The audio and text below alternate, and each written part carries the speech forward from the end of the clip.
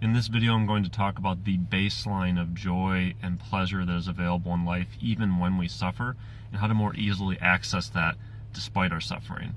Hi, I'm Austin Zalkowski, and I'm here to guide you along your dark night of the soul journey and also your spiritual awakening. And lately I've been doing quite a bit of reading about Buddhism, which is interesting to me because when I first got exposed to Buddhism way back in college, for example, I was immediately repulsed by it, did not like it at all. And then throughout the years, I've kind of had an interesting relationship to Buddhism. Like, there's been things that I resonated with, and there's things that I didn't resonate with, but I don't think I ever really went deep enough into it to really understand it. And I don't think that most of us necessarily do, just as with most things. But anyway, it's important because that is where this awareness is coming from. Which actually, that's not entirely true. So the initial awareness came because I got really sick. And what happened was, a few weeks ago, I got a nasty stomach flu, nasty stomach bug that had me just vomiting and just like kind of at the mercy of the toilet, if you will, for like over 12 hours. And it was just like a really rough thing.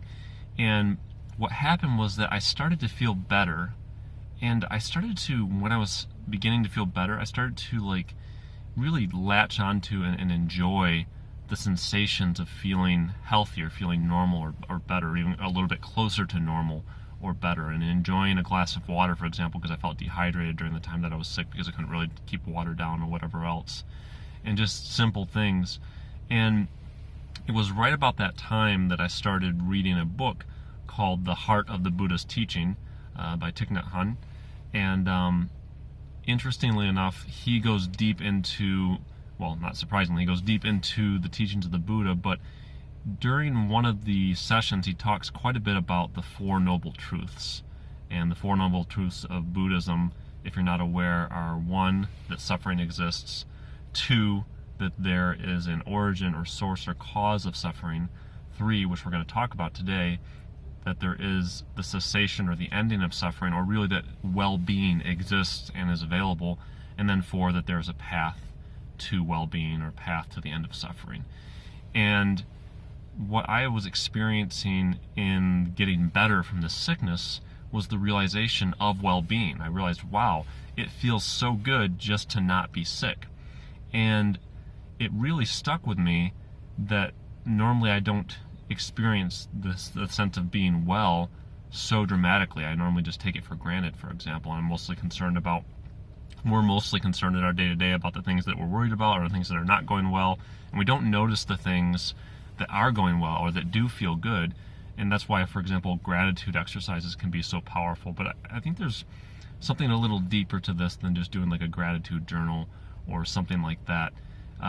What I realized, and especially in exploring this third noble truth of the existence of well-being, is that there is a baseline of well-being and a baseline of joy and pleasure that is available in moment to moment in our day-to-day lives, and even the most subtle ways you just won't even think of. For example, if you've ever had a toothache and then toothache goes away for whatever reason, whether you have it treated or something else, you know that it is well-being and it is pleasurable and it is good to not have a toothache.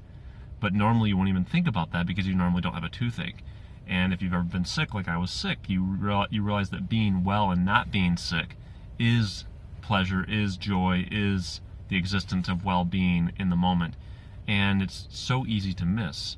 And so the practice of the third noble truth of Buddhism, in my opinion, is to become more acquainted with and become more aware, rather, of the existence of well-being before we lose that well-being. So, for example, right now I'll give you some small thing. Imagine that you were to have a really bad pain in your right leg, right at the right, like in the femur or whatever, the upper part of your right leg.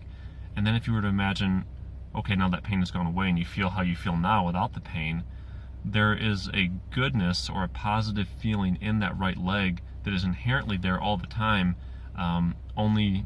The only time you notice it, though, however, typically is after you've suffered or after you've gone through some pain or whatever, and then it's gone away.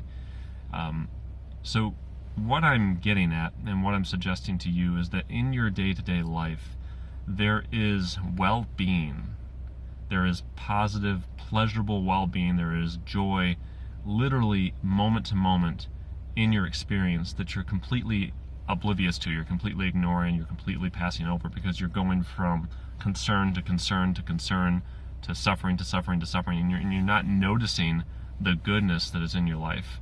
And I don't know how many times people have talked to me about gratitude exercises and journaling and whatever, and it's just never really stuck. I've never really got it until this whole thing happened with this sickness, until I really experienced what is well-being and how does it exist even in the moment,